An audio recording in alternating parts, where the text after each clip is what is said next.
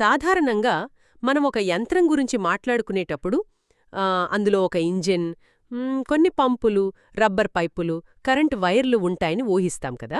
అవును, అదొక basic structure. అందులో ఏదైనా పాడైతే ఏ పైపు లీకవుతుందో లేక ఏ వైరు కట్ అయిందో మనకు స్పష్టంగా కనిపిస్తుంది. కరెక్ట్. దాన్ని మార్చేస్తే సరిపోతుంది.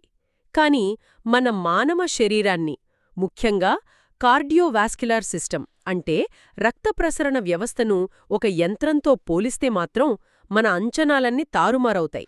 ఖచ్చితంగా తారుమారవుతాయి. ఎందుకంటే ఇది కేవలం రక్తాన్ని పంప్ చేసే ఒక సాధారణ మోటార్ కాదు. అదే కదా. ఇది తనను తాను రిపేర్ చేసుకునే, తనను తాను రక్షించుకునే ఒక అత్యంత సంక్లిష్టమైన ప్లంబింగ్ మరియు ఎలక్ట్రికల్ నెట్వర్క్. ఈరోజు మన ముందున్న ఆధారాలను బట్టి చూస్తే ఈ గుండె పనితీరు, వ్యాధులు, వాటికి వాడే మందుల మధ్య ఉన్న సంబంధం నిజంగా ఆశ్చర్యపరుస్తుంది.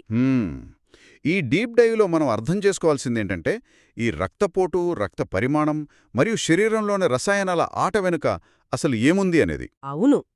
సరే, దీని కొంచెం విడమర్చి చూద్దాం. అసలు ఈ వ్యవస్థను అర్థం చేసుకోవడం ఎక్కడుండి ప్రారంభించాలి అంటారు? ఇక్కడ అత్యంత ఆశ్చర్యకరమైన విషయమేంటంటే మన శరీరం ఎప్పుడూ ఒక స్థిరమైన పర్ఫెక్ట్ బ్యాలెన్స్ కోసం ఆరాటపడుతూ ఉంటుంది. ఈ బ్యాలెన్స్నే వైద్య పరిభాషలో హోమియోస్టాసిస్ అంటారు. అంటే బయట పరిస్థితులు ఎలా ఉన్నా లోపల మాత్రం అంత ప్రశాంతంగా ఒకేలా ఉండాలి. కరెక్ట్. దీన్ని మనం ఒక పెద్ద వాల్యూమ్ గేమ్గా చూడొచ్చు. ఇప్పుడు చూడండి, ఒక వ్యక్తికి ప్రమాదం జరిగి రక్తం పూయినా లేదా డీహైడ్రేషన్ వల్ల శరీరంలో ద్రవాలు తగ్గినా దాన్ని హైపోవొలిమియా అంటారు. ఓ, అంటే శరీరంలో రక్త పరిమాణం లేదా వాల్యూమ్ పడిపోవడం అన్నమాట. అవును. ఇలా వాల్యూమ్ తగ్గగానే రక్తనాళాలు ప్రెజర్ పడిపోతుంది. అప్పుడు మన రక్తనాళాల గోడల సాగుదల అంటే ఆర్టీరియల్ డిస్టెన్షన్ కూడా తగ్గిపోతుంది. అర్థమైంది. అంటే ఒక వాటర్ పైప్లో నీళ్ల ఫోర్స్ తగ్గినప్పుడు ఆ పైపు కొంచెం కుంచుకుపోయినట్లు అవుతోందన్నమాట. ఎగ్జాక్ట్లీ. లోపలేమైనా సెన్సార్స్ ఉంటాయా? ఖచ్చితంగా ఉంటాయి. అయార్టిక్ ఆర్చ్ మరియు కరోటిడ్ ధమనుల్లో బారో రిసెప్టార్లు అనే అత్యంత సున్నితమైన ప్రెషర్ సెన్సార్లు ఉంటాయి. పైపుల్లో సాగుదల తగ్గగానే ఈ సెన్సార్ల ఫైరింగ్ రేటు అమాంతం పడిపోతుంది. ఫైరింగ్ రేట్ తగ్గగానే మెదడు రియాక్ట్ అవుతుందా? అవును. సెన్సార్లు సైలెంట్ అవ్వగానే మెదడు వెంటనే అప్రమత్తం అవుతుంది. ప్రెషర్ పడిపోతోంది, ప్రాణాలకు ప్రమాదం అని గ్రహించి శరీరాన్ని రిలాక్స్ చేసే పారాసింపథటిక్ వ్యవస్థను పక్కన పెట్టేస్తుంది. ఆ వెంటనే అత్యవసర పరిస్థితిని ఎదుర్కొనే సింపథటిక్ వ్యవస్థను ఒక్కసారిగా యాక్టివేట్ చేస్తుంది. అంటే మెదడు ఒక రకంగా పానిక్ బటన్ నొక్కుతుందన్నమాట. అప్పుడు లోకలేం జరుగుతుంది? ఈ సింపథటిక్ డ్రైవ్ వల్ల రక్తనాళాలన్నీ బలంగా సంకోచిస్తాయి.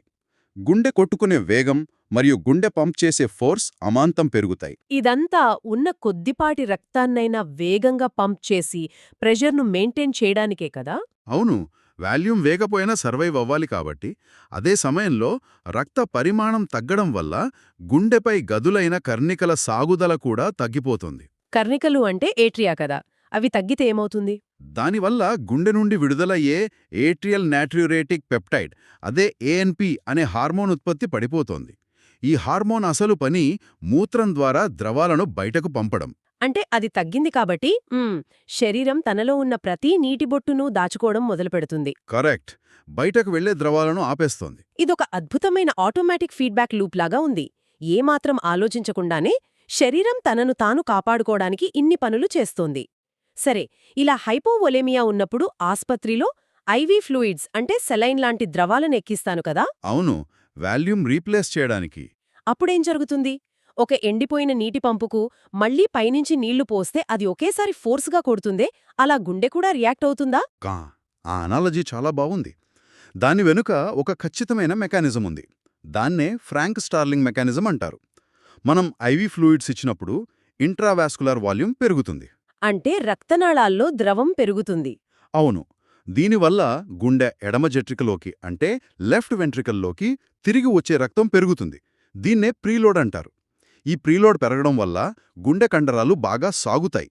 సాగడం వల్ల ఉపయోగమేంటి? ఆ కండరాల్లో ఉండే చిన్న చిన్న యూనిట్లు అంటే ఎండ్ డయాస్ట్రాలిక్ సార్కోమెర్ పొడవు పెరుగుతుంది. దీన్ని ఒక స్ప్రింగ్తో పోల్చుకోవచ్చు. ఒక స్ప్రింగ్ను ఎంత గట్టిగా లాగితే అది అంతే ఫోర్స్గా వెనక్కొస్తుంది కదా. అవును, అదైతే కరెక్టే. ఇక్కడ కూడా అంతే.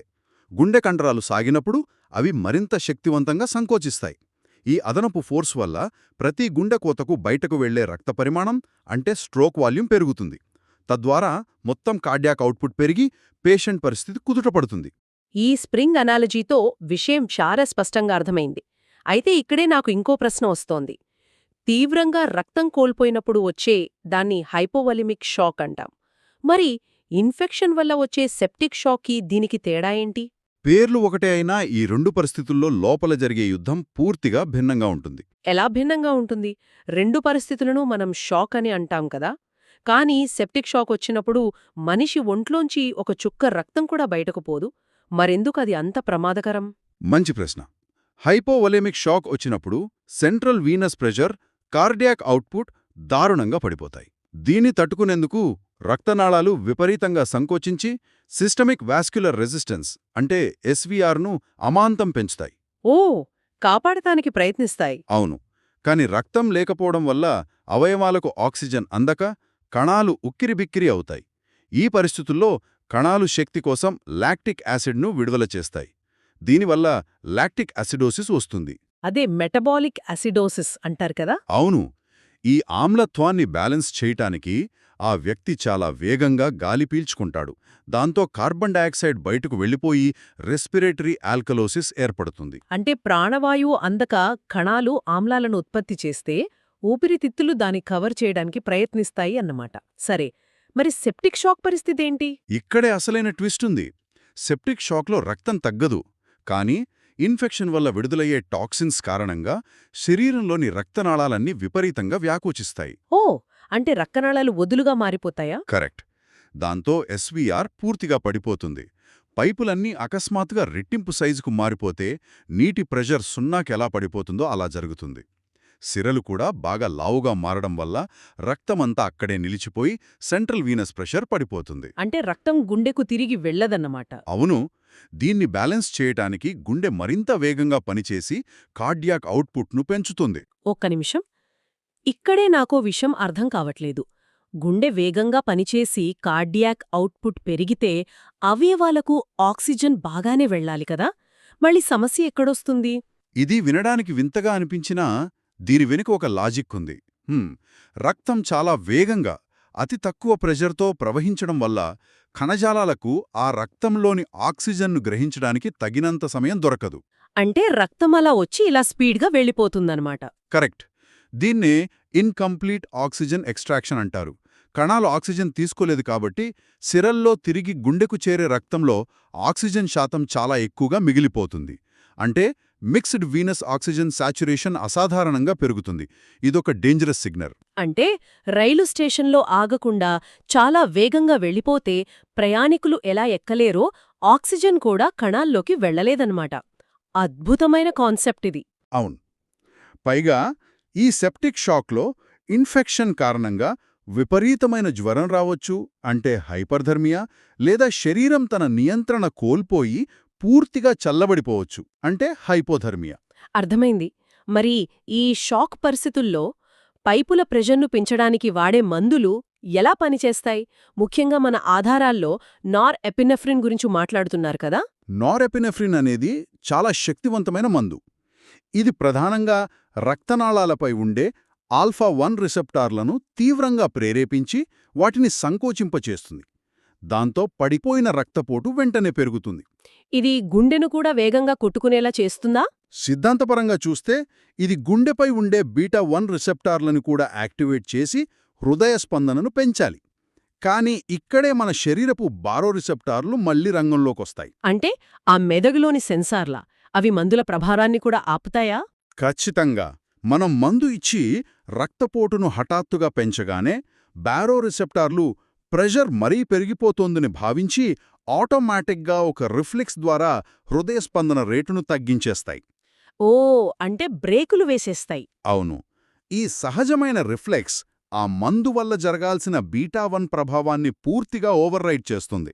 ఫలితంగా ప్రెషర్ పెరుగుతుంది కానీ హార్ట్ రేట్ పెరగదు లేదా కొద్దిగా తగ్గుతుంది కూడా. సో బయటి నుంచి మనం ఏ మందు ఇచ్చినా శరీరం తన హోమియోస్టాసిస్ కోసం దాంతో పోరాడుతూనే ఉంటుందన్నమాట. మరి ఫెనైలెఫ్రిన్ సంగతేంటి? ఫెనైల్ ఎఫ్రిన్ అనేది స్వచ్ఛమైన ఆల్ఫా-1 ఎగోనిస్ట్. దీనికి గుండెపైన అంటే బీటా రిసెప్టార్లపైన నేరుగా ప్రభావం ఉండదు. ఇది కేవలం రక్తనాళాలను మాత్రమే కుదిస్తుంది. మరి దీనివల్ల గుండెపై ఏ మార్పు ఉండదా? నేరుగా ఉండదు కాని ఇది రక్తపోటును పెంచినప్పుడు ఇందాక మనం చెప్పుకున్న అదే రిఫ్లెక్స్ వల్ల హృదయ స్పందన మరియు గుండె సంకోచం రెండూ తగ్గుతాయి. అంటే ప్రెషర్ పెరిగినందుకు గుండె తన పనిని తానే స్లో చేసుకుంటుంది. ఇదంతా వింటుంటే ఒక పెద్ద చదరంగ మాటలాగా ఉంది. మనం ఒక పావును కదిపితే శరీరం మరో పావును అడ్డం పెడుతోంది. సరే, ఇప్పటిదాకా లో ప్రెషర్ గురించి మాట్లాడుకున్నాం. కానీ ఈ వాల్యూము గేమ్ రివర్స్ అయితే? అంటే రక్తనాళాల్లో ప్రెషర్ విపరీతంగా పెరిగిపోయుంటేనా? అదే నా ఫేవరెట్ టాపిక్, ప్రెషర్ కుక్కర్. అంటే అధిక రక్తపోటు లేదా హైపర్టెన్షన్. గుండె నిరంతరం ఎక్కువ ఒత్తిడికి గురైతే దాని నిర్మాణం ఎలా మారుతుంది? దీర్ఘకాలికంగా ప్రైమరీ హైపర్టెన్షన్ ఉన్నప్పుడు ఆ అధిక ప్రెషర్కు ఎదురొడ్డి రక్తాన్ని పంప్ చేయడానికి గుండెకు ఎక్కువ బలం కావాలి. దీనివల్ల ఎడమ జఠరిక కండరాల గోడలు సమానంగా మందంగా మారిపోతాయి. దీన్నే కాన్సెంట్రిక్ హైపర్ట్రోఫీ అంటారనుకుంటా కదా? అవును. బయట గోడలు మందమవడం వల్ల లోపల రక్తముండి క్యావిటీ పరిమాణం తగ్గిపోతుంది. హిస్టోపాథాలజీలో చూస్తే కార్డియోమయోసైట్స్ మందంగా మారి వాటి న్యూక్లై పెద్దవిగా మారిపోతాయి. అంతేగాదు, కణాల మధ్య ఫైబ్రోసిస్ పేరుకుపోయి గుండె గట్టిపడిపోతుంది. అంటే జిమ్కెళ్ళి బరువులెత్తే వెయిట్ లిఫ్టర్ కండరాలెలా పెంచుకుంటాడో గుండె తన కండరాలను అలా పెంచుకుంటుంది. కాని లోపల స్థలం తగ్గిపోతుంది కదా. మరి ఎక్సెంట్రిక్ హైపర్ట్రోఫీ అంటే ఏంటి? దీనికి దానికి తేడా ఏంటి?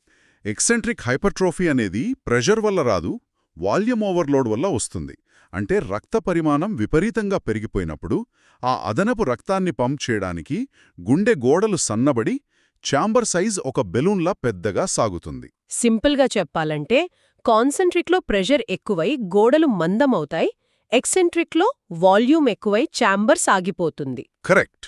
ఇప్పుడు అత్యంత ప్రమాదకరమైన పరిస్థితికి వద్దాం. ఒక వ్యక్తి బీపీ అమాంతం 180-120 దాటిపోయి ఆ హైపర్టెన్సివ్ ఎమర్జెన్సీ వస్తే పరిస్థితి ఏంటి? శరీరంలోని పైపులు ఆ ప్రెషర్ను తట్టుకోగలవా? అది చాలా భయంకరమైన పరిస్థితి. ఆ తీవ్రమైన ఒత్తిడికి సున్నితమైన అవయవాలు దెబ్బతింటాయి. ముఖ్యంగా మూత్రపిండాల్లో మ్యాలిగ్నెంట్ నెఫ్రోస్కెలెరోసిస్ వస్తుంది. ఆ విపరీతమైన ప్రెషర్ను తట్టుకోడానికి రక్తనాళాల గోడలు ఒక ఉల్లిపాయ పొరల మాదిరిగా తమ చుట్టూ తాము పెరిగిపోతాయి. ఉల్లిపాయ పొరల్లాగానా? ఓ! అవును, దాన్నే ఆనియన్ స్కిన్ ఉంటారు. ఈ ప్రయత్నంలో అవి పూర్తిగా మూసుకుపోయి కణజాలం చనిపోతుంది.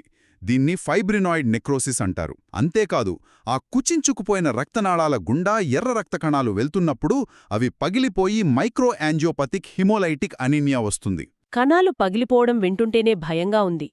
ఇక్కడ నాకు ఎప్పట్నుంచో ఉన్న ఒక పెద్ద సందేహం. ఎవరైనా 180-120 బీపీతో ఎమర్జెన్సీలో వస్తే డాక్టర్లు వెంటనే ఇంజెక్షన్ ఇచ్చి దాన్ని నిమిషాల్లో నార్మల్ 180-80కి ఎందుకు తీసుకురారు? ఎందుకు మెల్లగా తగ్గిస్తారు? ఇది ప్రతి ఒక్కరూ తెలుసుకోవాల్సిన విషయం. ఇక్కడే మన శరీరపు ఆటోరెగ్యులేషన్ అంటే స్వయం నియంత్రణ పనితీరు అర్థమవుతుంది. ఏళ్ల తరబడి హైబీపీతో ఉన్న వ్యక్తి మెదడు, మూత్రపిండాలకు ఆ హై ప్రెషర్లో రక్తాన్ని తీసుకోవడం అలవాటైపోతుంది. అంటే ఒక కొత్త ఆటోరెగ్యులేటరీ షిఫ్ట్ జరుగుతుందన్నమాట. అవును. ఆ కణజాలాలకు అలవాటైన ప్రెషర్ కంటే కొంచెం తక్కువైనా వాటికి రక్తం వెళ్లదు. ఒకవేళ హఠాత్తుగా బీపీని నార్మల్కు తీసుకొస్తే అవయవాలు ఏమనుకుంటాయంటే ప్రెషర్ పడిపోయింది, రక్తం రావట్లేదు అని పానిక్ అవుతాయి. అంటే వాటికి రక్తమందక రిలేటివ్ ఇస్కీమియా వస్తుందన్నమాట. కరెక్ట్. దీనివల్ల కిడ్నీలు ఫెయిల్ అయి అక్యూట్ కిడ్నీ ఇంజురీ రావచ్చు. ఆహా, అంటే ఆ పేషెంట్కి 180 బీపీ ఉంటే కిడ్నీలకు 150 వద్ద కూడా రక్తం అందదు. 150కి తెస్తే కిడ్నీలు చచ్చిపోతాయి. నిజంగా శరీరం ఎంత సంక్లిష్టంగా మారుతుందో కదా. మరిలాంటి ఎమర్జెన్సీలో ఎలా చికిత్స చేస్తారు? ఇలాంటి ఎమర్జెన్సీలో ఫెనోల్డోపామ్ అనే మందు చాలా బాగా పనిచేస్తుంది. ఇది ఒక D1 అగోనిస్ట్. ఇది రక్తనాళాలను వ్యాకోచింపజేసి బీపీని తగ్గిస్తూనే మూత్రపిండాల ధమనులను కూడా వ్యాకోచింపజేసి కిడ్నీలకు రక్త ప్రసరణను పెంచుతుంది. కిడ్నీ సమస్యలున్నవారికి ఇది చాలా సురక్షితమన్నమాట. అవును. అలాగే లాబెటలాల్ అనే మరో డ్రగ్ ఉంది. ఇది ఆల్ఫా-1 మరియు బీటా-2 రిసెప్టార్లను బ్లాక్ చేసి బీపీ తగ్గిస్తుంది. ఇందాక బ్యారో రిసెప్టార్ల రిఫ్లెక్స్ గురించి మాట్లాడుకున్నాం కదా, బీపీ తగ్గగానే హార్ట్ రేట్ పెరుగుతుందని. లాబెటలాల్ ఆ రిఫ్లెక్స్ రాకుండా బీటా-1ను కూడా బ్లాక్ చేస్తుంది. ఒకే మందు ఇటు రక్తనాళాలను రిలాక్స్ చేస్తూ అటు రిఫ్లెక్స్ వల్ల గుండెదడ రాకుండా కాపాడుతోందన్నమాట. Master stroke. సరే, ఇప్పుడు రోజువారీ నిర్వహణ గురించి మాట్లాడుకుందాం. గుండె సమస్యలున్నవారికి వాడే ఏసీ ఇన్హిబిటర్లు మరియు ఏఆర్బీలు కిడ్నీల దగ్గర ఏం మ్యాజిక్ చేస్తాయి? కిడ్నీలు మన శరీరంలో వాటర్ ఫిల్టర్ల లాంటివి. ఈ ఫిల్టర్లలో రక్తాన్ని వడకట్టే రేటును అంటే జీఎఫ్ఆర్ను సాధారణ స్థాయిలో ఉంచడానికి యాంజియోటెన్సిన్ 2 అనే హార్మోన్ ఫిల్టర్ నుండి రక్తం బయటకు వెళ్లే పైపును కొద్దిగా కుదిస్తుంది. దాన్ని ఎఫెరెంట్ ఆర్టీరియోల్ అంటారు కదా? అవును, బయటికి వెళ్లే దారి సన్నబడితే ఫిల్టర్లో ప్రెషర్ పెరుగుతుంది. కాని డయాబెటీస్ లేదా హై బీపీ ఉన్న వారిలో ఈ అదనపు ఒత్తిడి కిడ్నీ ఫిల్టర్లను పాడు చేస్తుంది. అప్పుడు ఈ ఏసీ ఇన్హిబిటర్లు ఇస్తే యాంజియోటెన్సిన్ 2 తయారు కాదు. దాంతో ఆ రక్తనాళం వ్యాకోచించి లోపల ప్రెజర్ తగ్గిపోయి జీఎఫ్ఆర్ కూడా తగ్గుతుంది. ఆగండి, జీఎఫ్ఆర్ తగ్గడమంటే ఫిల్ట్రేషన్ తగ్గడమే కదా? మరి తగ్గితే కిడ్నీలను ఇది ఎలా రక్షిస్తుంది? ఇక్కడే లాజిక్ ఉంది. తాత్కాలికంగా ఫిల్ట్రేషన్ తగ్గినా సరే ఆ ఫిల్టర్లపై పడే విపరీతమైన ఇంట్రాగ్లోమెరులార్ ప్రెజర్ తగ్గుతుంది. దీనివల్ల అవి త్వరగా పాడైపోకుండా సురక్షితంగా ఉంటాయి. కిడ్నీల ఆయుష్షు పెంచడమే దీని లక్ష్యం. అద్భుతం. కాని చాలామంది ఈ ఏసీ మందులు వాడితే పొడిదగ్గు వస్తుంది అని కంప్లైంట్ చేస్తుంటారు. ఎందుకు? ఎందుకంటే ఏస్ఈ అనే ఎంజైమ్, బ్రాడికైనిన్ అనే మరో పదార్థం విచ్ఛిన్నం కావటానికి కూడా అవసరం. మనం ఏస్ఈ ఇన్హిబిటర్లు వాడినప్పుడు ఆ ఎంజైమ్ బ్లాక్ అవ్వడం వల్ల బ్రాడికైనిన్ విచ్ఛిన్నం కాక ఊపిరితిత్తుల్లో పేరుకుపోతుంది. ఆ బ్రాడికైనిన్ వల్లే పొడిదగ్గు వస్తుంది. అప్పుడు డాక్టర్లు వాళ్లను ఏఆర్బీలకు మారుస్తారు. అంటే ఏఆర్బీల వల్ల దగ్గు రాదా? రాదు. ఎందుకంటే ఏఆర్బీలు ఎంజైమ్ను బ్లాక్ చేయవు. నేరుగా యాంజియోటెన్సిన్ 2 పనిచేసే రిసెప్టర్లను మాత్రమే బ్లాక్ చేస్తాయి. అయితే ఇక్కడ శరీరం ఫీడ్బ్యాక్ మెకానిజం ద్వారా రిసెప్టర్ బ్లాక్ అయిందని గ్రహించి యాంజియోటెన్సిన్ 2 స్థాయిలను విపరీతంగా పెంచుతుంది. అయినా సరే బ్లాక్ అయింది కాబట్టి అది పనిచేయలేవు. నిజంగా మన శరీరం చాలా మొండిది. సరే, ఈ మందుల వల్ల పొటాషియం సమస్యలు కూడా వస్తాయా? అవును. ఏస్ఈ ఇన్హిబిటర్లు వాడినప్పుడు ఆల్డోస్టెరాన్ ఉత్పత్తి పడిపోతుంది. దానివల్ల సోడియం బయటకు వెళ్ళిపోయి పొటాషియం శరీరంలోనే ఉండిపోయి హైపర్ కలీమియా వస్తుంది. మరి డయూరిటిక్స్ అంటే మూత్రం ఎక్కువ వచ్చేలా చేసే మందుల సంగతి ఏంటి? ఒకవేళ లూప్ డయూరిటిక్స్ వాడుతుంటే డిస్టల్ ట్యూబ్యూల్ దగ్గర సోడియం లోడ్ పెరుగుతుంది. ఆ సమయంలో అక్కడ పనిచేసే థయాజైడ్ అనే మరో మందును, ఉదాహరణకు మెటోలజోన్ను కలిపిస్తే అద్భుతమైన సినర్జిస్టిక్ ప్రభావం ఉంటుంది. కానీ ఈ థయాజైడ్స్ వల్ల కాల్షియం శరీరంలో పెరుగుతుంది కదా? కరెక్ట్. థయాజైడ్స్ కాల్షియంను తిరిగి పీల్చుకునేలా చేస్తాయి. దీనివల్ల హైపర్ కాల్సీమియా వస్తుంది. అప్పుడు పారాథైరాయిడ్ గ్రంథులు తమ హార్మోన్ ఉత్పత్తిని ఆటోమేటిక్గా తగ్గించేస్తాయి. మరోవైపు పొటాషియం మరి తగ్గిపోకుండా అమిలోరాయిడ్ లాంటి మందులిస్తారు. ఇవి ఎపిథీలియల్ సోడియం ఛానల్స్ని బ్లాక్ చేస్తాయి.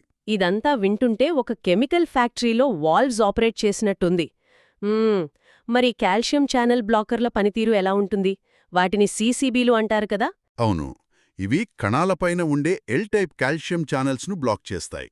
ఇందులో ఆమ్లోడిపైన్ లాంటివి రక్తనాళాలపై పనిచేసి బీపీ తగ్గిస్తాయి. దీనివల్ల తలనొప్పి, పాదాల వాపు లాంటి సైడ్ ఎఫెక్ట్స్ వస్తాయి. ఇక వెరాపమిల్ లాంటివి నేరుగా గుండెపై పనిచేసి హృదయ స్పందన రేటును తగ్గిస్తాయి. ఇక్కడే నాకో డౌట్. ఈ మందులు కాల్షియం ఛానల్స్ను బ్లాక్ చేస్తే మన అస్థిపంజర కండరాలు అంటే చేతులు, కాళ్ల కదలికలకు ఇబ్బంది కలగదా? కండరాలు కదలాలంటే కాల్షియం అవసరమే కదా? ఇక్కడే ప్రకృతి ఒక అద్భుతమైన డిజైన్ చేసింది. గుండె కండరాలు సంకోచించడానికి బయటి నుండి లోపలికొచ్చే కాల్షియం పైన ఆధారపడతాయి. కాని మన అస్థిపంజర కండరాల్లో కాల్షియం రిలీజ్ అనేది కణం లోపలే ఉండే ఛానల్స్ మధ్య జరిగే ఒక మెకానికల్ ఇంటరాక్షన్ ద్వారా జరుగుతుంది. ఓ, అంటే ఒక గేర్ ఇంకో గేర్ను తిప్పినట్టుగా జరుగుతుంది. బయటి కాల్షియంతో పనిలేదన్నమాట. ఎగ్జాక్ట్లీ. అందుకే సీసీబీల వల్ల మన మామూలు కండరాలకు ఎలాంటి ప్రమాదం ఉండదు. వావ్, ఇదొక సేఫ్టీ మెకానిజం. ఇక బీటా బ్లాకర్ల విషయానికి వస్తే అవి గుండె మీదే కాకుండా కిడ్నీలపైన కూడా పనిచేస్తాయని విన్నాను. అవును. అవి కిడ్నీల్లోని జిక్స్ట్రోగ్లోమెరులార్ కణాలపై ఉన్న బీటా-1 రిసెప్టార్లను బ్లాక్ చేసి రెనిన్ విడుదల ఆగిపోయేలా చేస్తాయి. ఒకవేళ ఎవరైనా ఈ బీటా బ్లాకర్లను పొరపాటున ఎక్కువ తీసుకుంటే, అంటే పాయిజనింగ్ జరిగితే గ్లూకగాన్ అనే మందిస్తారని విన్నాను. గ్లూకోగాన్ అంటే షుగర్ పెంచే హార్మోన్ కదా, ఇక్కడ గుండెను బతికించడానికి దానికి సంబంధమేంటి? అదే ఇందులో ఉన్న బ్యూటీ. బీటా బ్లాకర్లు గుండె కణం యొక్క ప్రధాన ద్వారాన్ని మూసేస్తాయి. కానీ గ్లూకోగాన్ ఆ ద్వారం దగ్గరకు వెళ్ళదు. అది కణం వెనకవైపు ఉన్న దొడ్డిదారిలాంటి తన సొంత జీ ప్రోటీన్ రిసెప్టార్ని యాక్టివేట్ చేస్తుంది. అంటే బైపాస్ రూట్లో వెళ్తుందన్నమాట. అవును. ఇది కణంలోని అడినిలేట్ సైక్లేజ్ను యాక్టివేట్ చేసి సిఏఎంపి స్థాయిలను పెంచుతుంది. ఆ సిఏఎంపి కాల్షియంను బయటకు రప్పించి హార్ట్ రేట్ను అమాంతం పెంచుతుంది. గ్లూకోగాన్ ఒక పర్ఫెక్ట్ విరుగుడు. లాక్ అయిన సిస్టమ్ను దొడ్డిదారిలో వెళ్లి ఆన్ చేయడమన్నమాట. బ్రిలియంట్. సరే, ఇప్పుడు కొన్ని స్ట్రక్చరల్ సమస్యలను చూద్దాం. గుండె ప్రెషర్ తగ్గించడానికి ఇచ్చే నైట్రేట్స్కి మరియు సోడియం నైట్రోప్రసైడ్కి తేడా ఏంటి? నైట్రేట్స్ ప్రధానంగా సిరలను అంటే వీన్స్ని వ్యాకోచింపజేస్తాయి. దీనివల్ల గుండెకు చేరే ప్రీలోడ్ తగ్గుతుంది. కాని సోడియం నైట్రోప్రసైడ్ అలా కాదు. ఇది ధమనులు మరియు సిరలు రెండింటినీ సమానంగా వ్యాకోచింపజేసి కార్డియాక్ అవుట్పుట్ ఏమాత్రం పడిపోకుండా మెయింటైన్ చేస్తుంది. Perfect balancing act. మరి పాతకాలపు డ్రగ్ అయిన డిగాక్సిన్ ఎలా పనిచేస్తుంది? ఇది చాలా డేంజరస్ అంటారు. డిగాక్సిన్ కణగోడపై ఉన్న NAK-ATPase పంపును నిరోధిస్తుంది. దీనివల్ల సెల్ లోపల సోడియం పేరుకుపోయి కాల్షియం పెరిగిపోతుంది. ఆ కాల్షియం వల్లే గుండె మరింత బలంగా కొట్టుకుంటుంది. మరి టాక్సిసిటీ ఎందుకొస్తుంది?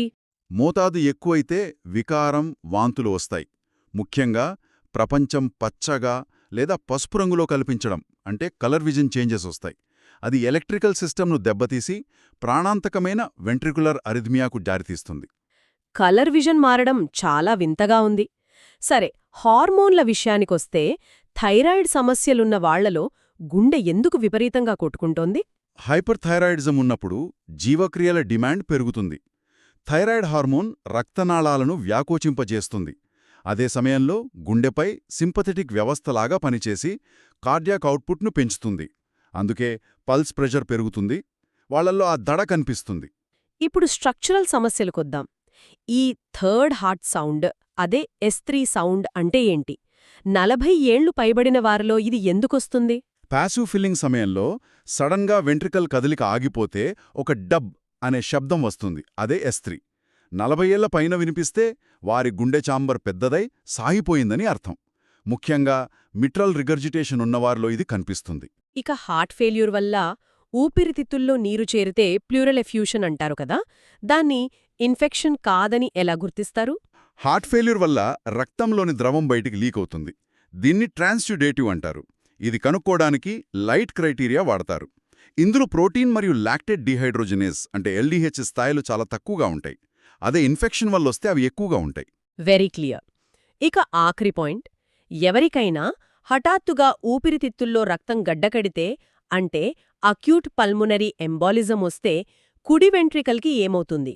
పల్మొనరీ ఎంబోలిజం వచ్చినప్పుడు హఠాత్తుగా ఊపిరితిత్తుల వైపు వెళ్లే ప్రెజర్ పెరిగిపోతుంది.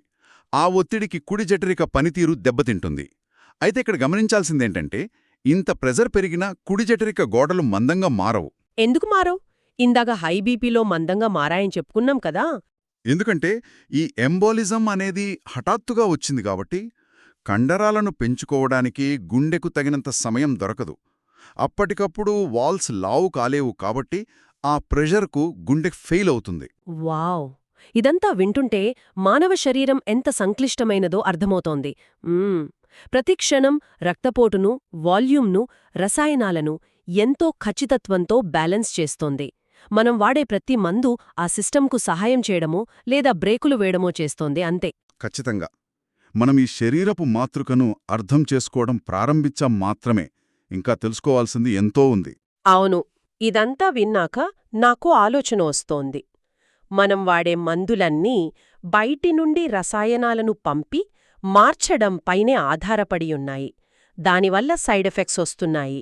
ఒకవేళ భవిష్యత్తులో ఆ బ్యారోరిసెప్టార్లను ఎలక్ట్రానిక్ పద్ధతిలో రీప్రోగ్రామ్ చేస్తే ఎలా ఉంటుంది? సైడ్ ఎఫెక్ట్స్ లేకుండా శరీరంలోని ఈ సహజ థర్మోస్టాట్ను మార్చగలిగే సాంకేతికత వస్తే ఏకంగా సిస్టమ్ సెట్టింగ్స్ ఎలక్ట్రానిక్గా మార్చేయడమన్నమాట. ఆలోచించండి. బహుశా అదే జరిగితే అది ఫార్మకాలజీకే ముగింపు పలుకుతుందేమో. ఈ డీప్ డైవ్తో మిమ్మల్ని ఈ ఆలోచనతోనే వదిలేస్తున్నాం. మళ్ళీ మరో అద్భుతమైన విశ్లేషణతో కలుద్దాం.